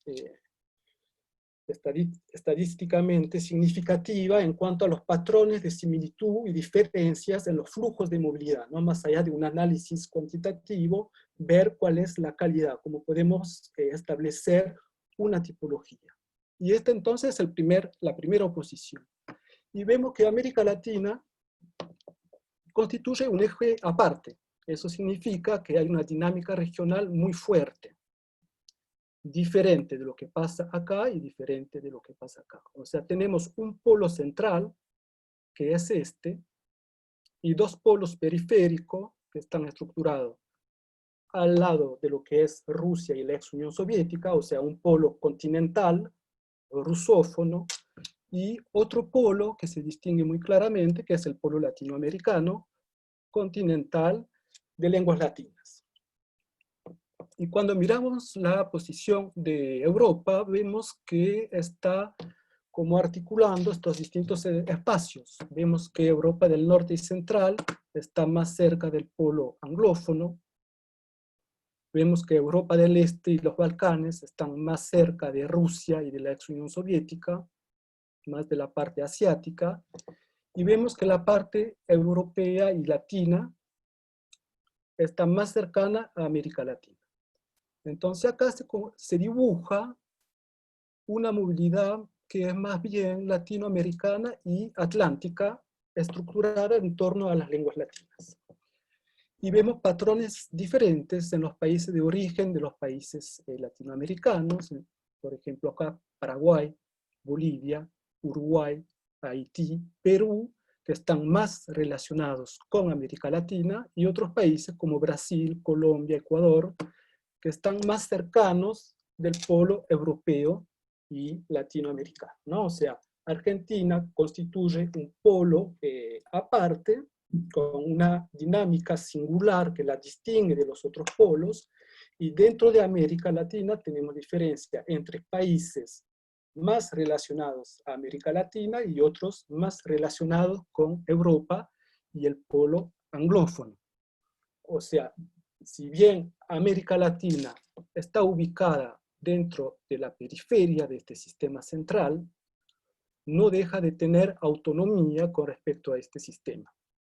Y dentro de este sistema latinoamericano, vamos a ver que tenemos países en situación de dependencia con los polos centrales del polo latinoamericano y otros países latinoamericanos que están más cercanos de los polos de poder, ¿no? Del polo central acá de la movilidad internacional. O sea, países que dentro de la periferia tienen autonomía y están más cercanos del polo central, y países periféricos dentro de la propia periferia, ¿no?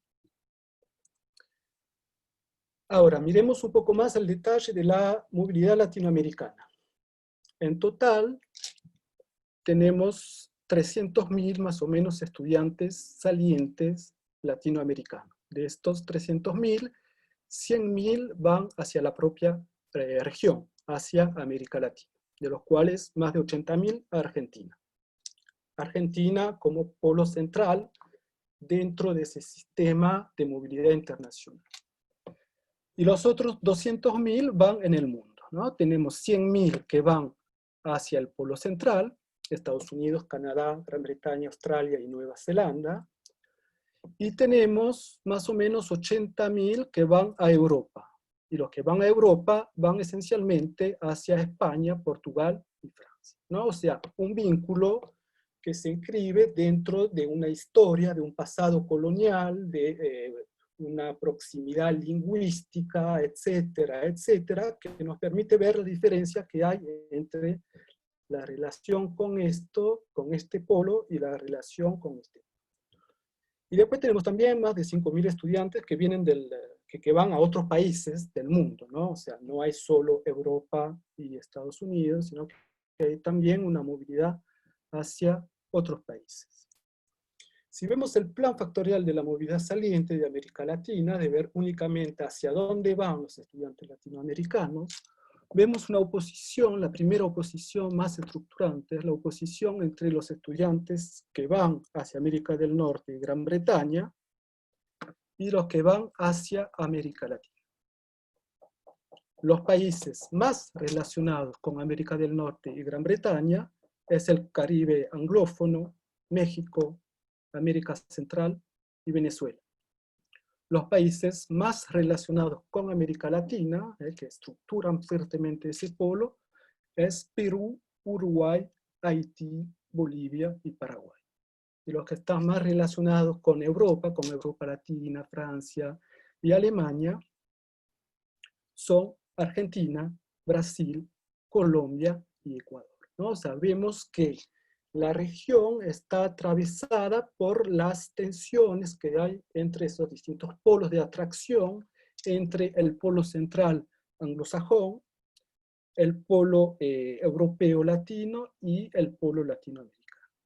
Y vemos que el punto de articulación de estas tensiones dentro del campo de poder, se encuentra en el Caribe, ¿no? Vemos que Haití está acá, del lado de América Latina, el Caribe anglófono relacionado acá con América del Norte, y países como Cuba y República Dominicana, que están más relacionados con Europa, ¿no? Entonces, en el Caribe, estas distintas fuerzas se articulan fuertemente. Entonces, esto lo podemos volver a ver así. Si vemos el destino de los estudiantes de Haití, Bolivia, Paraguay, Uruguay y Perú, vemos que más del 70% van a América Latina.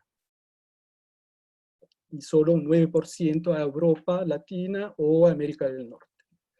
En el caso de México, América Central y el Caribe anglófono, al contrario, tenemos casi el 60% que va hacia América del Norte, y menos del 8 y el 6% para América Latina y Europa Latina.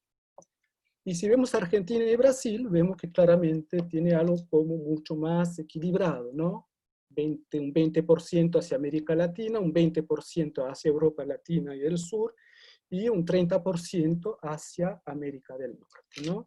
Esto es lo que veíamos aquí, los países más relacionados con América Latina, los que tienen más vínculos con América del Norte y los que tienen más vínculos con Europa Latina. Ahora, si vemos la movilidad entrante y saliente de Argentina, entrantes son los estudiantes que vienen a la Argentina y salientes los que salen, bueno, vemos claramente que Argentina, el papel de Argentina, la situación de Argentina en ese campo estudiantil internacional es sobre todo de atracción, atrae estudiantes, es un polo de atracción. 64.000 estudiantes para América del Sur, 13.800 estudiantes para Brasil y unos 2.000 estudiantes para México y América Central. Y vemos también que Argentina atrae estudiantes de África, sobre todo África lusófona, Asia, Medio Oriente y Próximo y Medio Oriente, y Rusia y Ucrania, ¿no? Proporciones muy menores, ¿no? Estamos hablando de 300 estudiantes para África, nada que ver con América del Sur, que son Perú, Bolivia, Paraguay, Uruguay, pero hay una movilidad sur-sur regional, pero también tenemos una movilidad sur-sur extrarregional que viene de otros continentes. Y si miramos la relación con Europa y Estados Unidos y Canadá, vemos que tenemos una relación equilibrada, más o menos mitad y mitad. Argentina recibe estudiantes que vienen de Europa, manda más o menos la misma cantidad que recibe, ¿no? O sea, claramente eso lleva a cuestionar un poco esta idea de dependencia, porque vemos claramente que Argentina atrae movilidad regional, movilidad del norte y movilidad extrarregional. Y esa posición particular de Argentina hace que la región tenga cierta autonomía dentro de ese campo educativo internacional.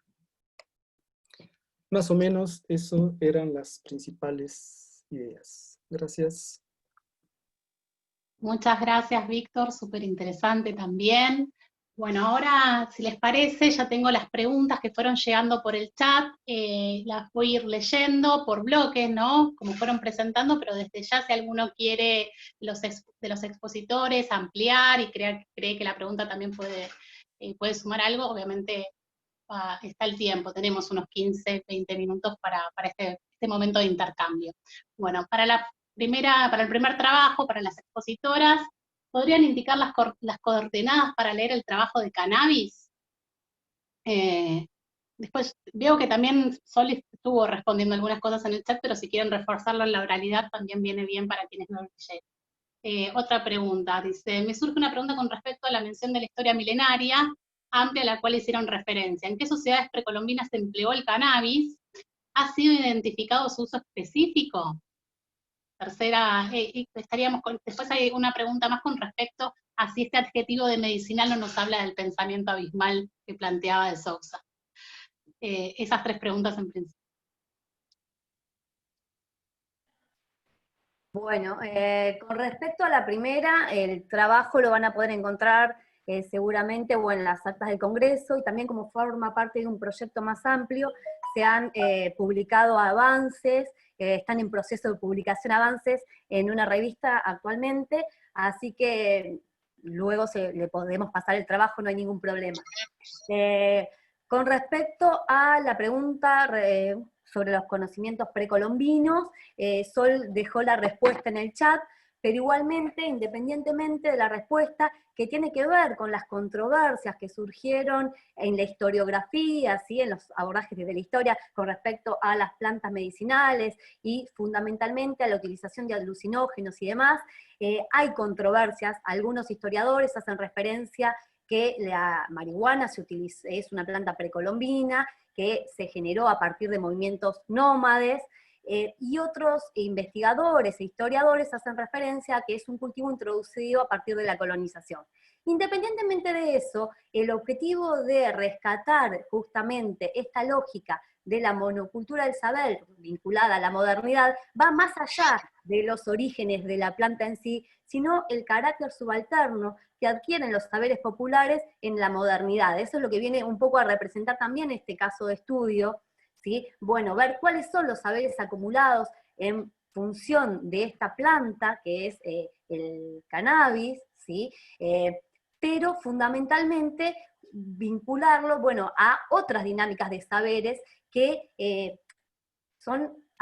no son alternativas, sino que pueden ser complementarias con el desarrollo de la ciencia moderna, que justamente en lo que busca esta perspectiva de análisis que estamos proponiendo, vinculado en ecología de saberes, es el diálogo entre el saber experto, que está promovido desde la ciencia moderna, y los saberes populares que circulan en la sociedad, ¿sí? Y en el caso de estudio que hemos trabajado, claramente podemos identificar ese diálogo de saberes, y como mencionaba Laura cuando comentaba el caso de estudio, no son saberes que van directamente de la universidad a la sociedad, como este concepto de extensión que, nada, es bastante cuestionado, esto de que la universidad es la que lleva el conocimiento, sino que fueron los propios actores sociales, el movimiento de cannabicultores, personas que tenían alguna patología que se acercaron a la universidad y movilizaron.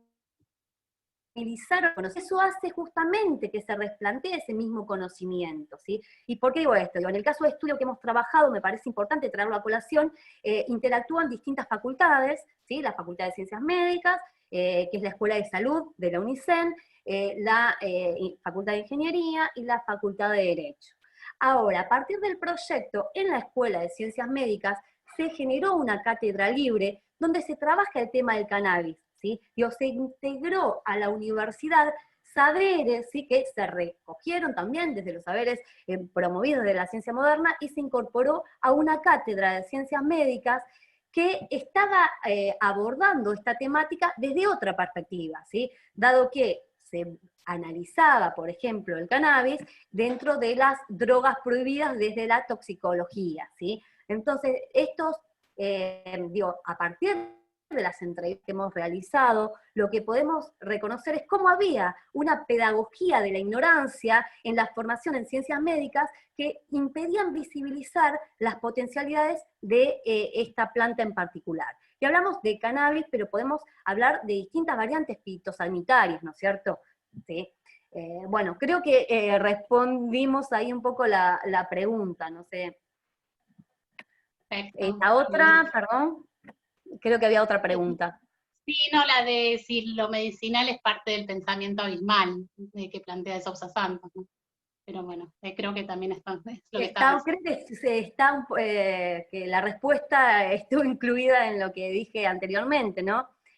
Porque tiene que ver justamente con pensar la producción de conocimiento desde una perspectiva dialógica y donde se recogen distintos tipos de saberes, donde la ciencia moderna es un saber más, digo, a ver, y que tiene que ver también en función del problema social que nosotros queremos, que nos está interpelando, ¿sí? Por ejemplo, si nosotros queremos generar conocimiento para hacer volar una nave aeroespacial, digo, si un avión, vamos a requerir de conocimiento técnico. Ahora, si queremos conocer la biodiversidad del mundo, el conocimiento y los saberes que están en, por ejemplo, las poblaciones o las comunidades originarias, resulta fundamental para conocer la biodiversidad del planeta, ¿se entiende? Digo, hay conocimientos, esto implica dar valor a voces desvalorizadas, por eso también lo vinculamos con la perspectiva de género desde un enfoque decolonial, ¿sí? Donde hay sujetos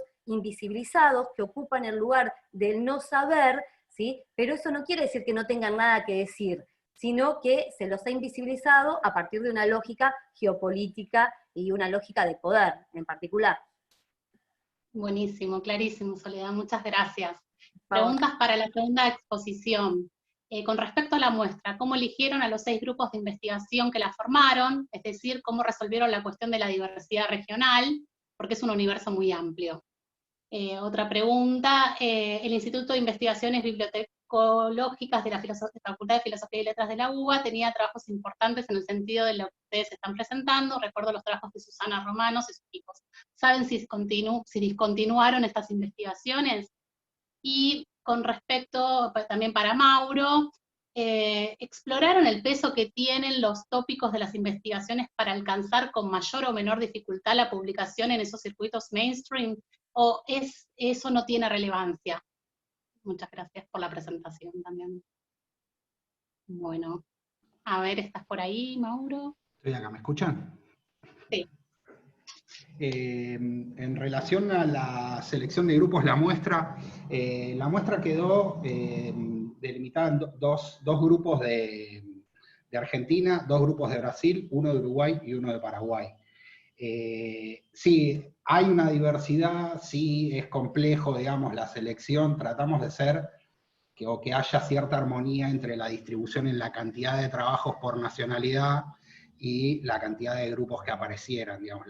La presencia de Brasil era la abrumadora, digamos, representaba un poco más del 50% del total de los papers, del total de las publicaciones, seguido por Argentina, seguido por Uruguay y seguido por Paraguay.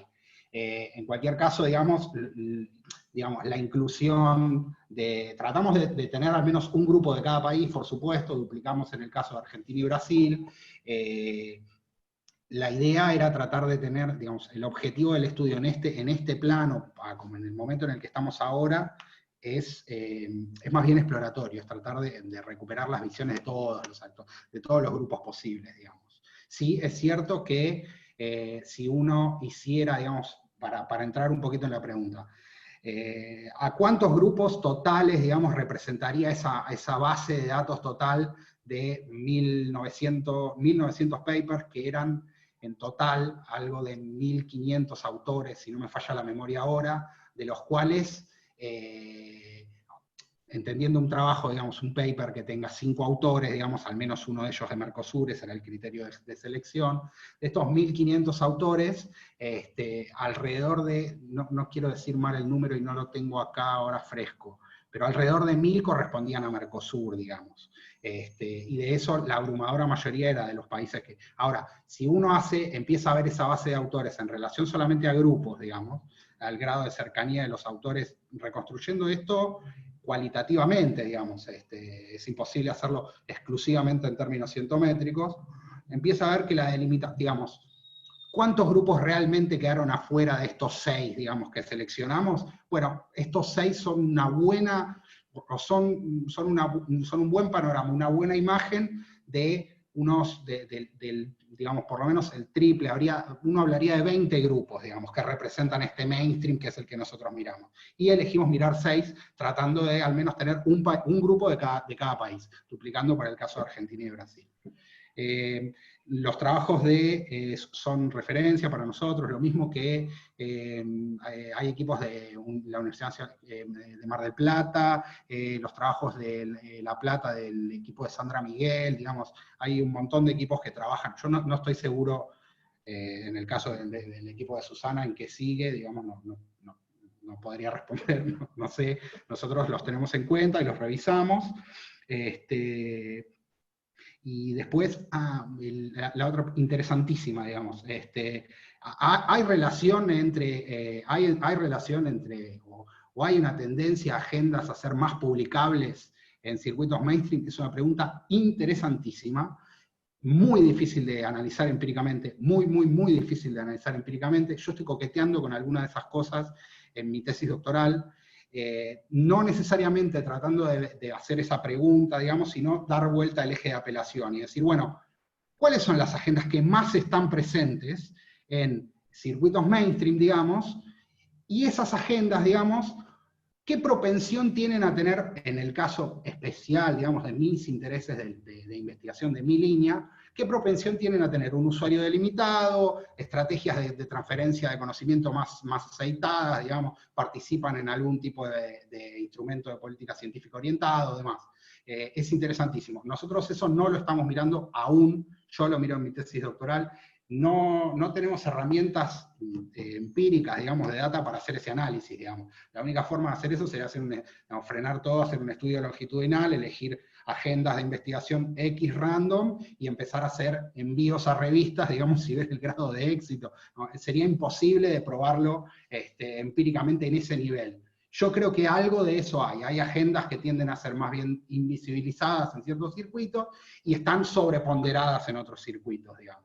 Y también y eso impacta, digamos, en la relación o en los sentidos atribuidos,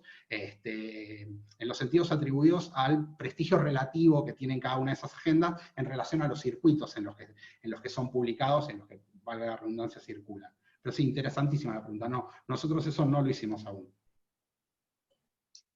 Bueno, muchas gracias, Mauro. Pasamos entonces a la pregunta para la tercera exposición. Dice, con respecto a lo arqueológico, ¿existe en Ecuador alguna normativa que impida que el depósito final de los objetos de investigación sean los países que financian su estudio? ¿Estás por ahí, Daniel? Acá estamos, sí. ¿Pudiste escucharla? Sí, no, clarísimo. A ver, digamos, gracias por la pregunta. El tema arqueológico es sui generis en Ecuador. Me permito como colocarles 3 ideas. En Ecuador, digamos, se consideró durante mucho tiempo, digamos, el Ecuador es un país que es un territorio, en su territorio alberga muchísimo vestigio arqueológico, ¿no? Porque ustedes saben, es un territorio pequeño, pero muy fértil, con muchas cuencas hidrográficas, mucha biodiversidad, varias zonas con llanuras, valles, entonces daba como para tener múltiples asentamientos. Entonces hay evidencia arqueológica en todo el país, ¿no? Yo diría que en prácticamente todos los municipios hay algo. Aquí entonces la discusión es alrededor un poco en 2 sentidos, de si el patrimonio está en el suelo, cómo gestionamos ese suelo para que, entre comillas, el desarrollo no se detenga, tanto para hacer casas como para hacer represas hidroeléctricas, como para hacer ciertas cuestiones, y qué nos da el patrimonio para el desarrollo, ¿no es cierto? Este debate, digamos, es más bien reciente, porque durante mucho tiempo lo que se hacía era más o menos proteger el patrimonio monumental y no el arqueológico, es decir, solo se protegían ruinas y no vestigios, no utensilios, no huesos, por decirlo rápido y bien caricaturescamente. Y la legislación alrededor del Ecuador hasta la Constitución del 98 era básicamente para proteger monumentos.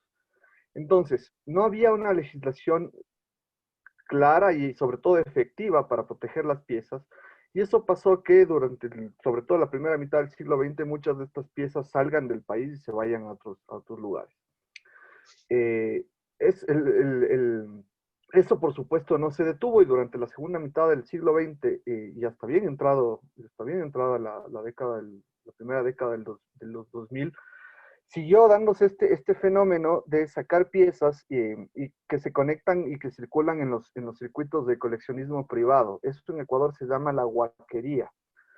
Tal era la relevancia de la huaquería por sobre otro tipo de prácticas arqueológicas más científicas, más académicas o incluso más públicas, que de las primeras cosas que se hizo durante el gobierno del expresidente Correa fue crear un Ministerio de Cultura que no existía recién en 2006. Y una de las cosas, se hizo un megaproyecto con varias decenas de millones de dólares para rescatar el patrimonio arqueológico.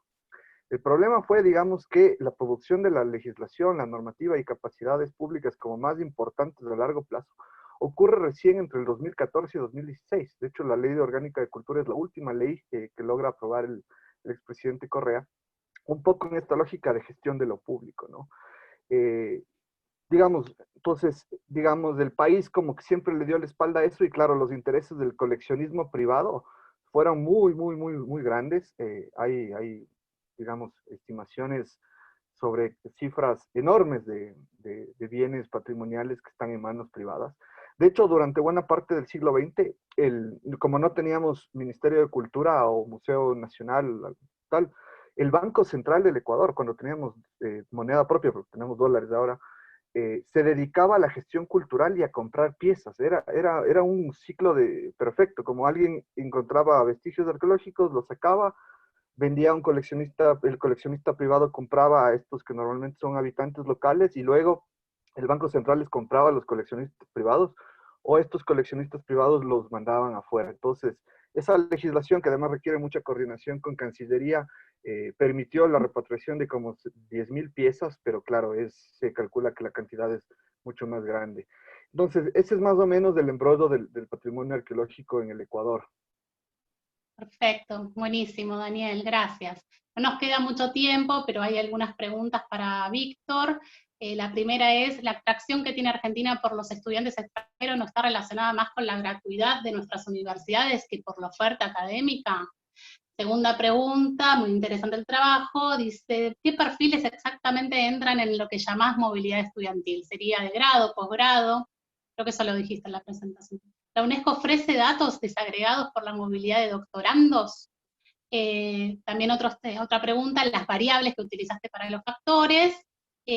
Otra pregunta más, ya se consideraron en el análisis los factores, también de vuelta, que influyen en la elección de Argentina como destino de movilidad.